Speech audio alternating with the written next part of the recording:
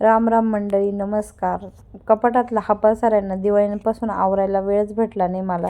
रोज आवरायचं म्हणते पण कंटाळा करते आणि ठेवून देते. तसंच आजही झालं बरं का.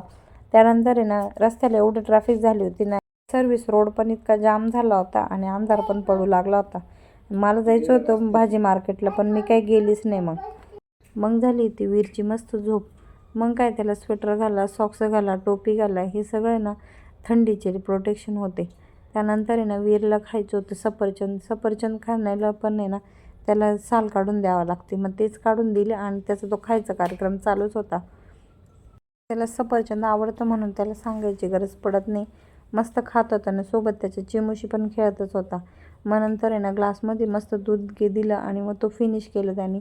मग त्याचं खेळणं चालू होतं तोपर्यंत स्वयंपाकाला लागले. आता भाजीला काही नव्हतं म्हणून काय डाळच बनवली आणि वीरसाठी ना फिक्की डाळ साईडला बनवून घेतली होती. मला मोबाईल आहे ना चार्जिंगला लावायचा होता, पण वीर आजकाल नवीनच खेळ घेतला आहे.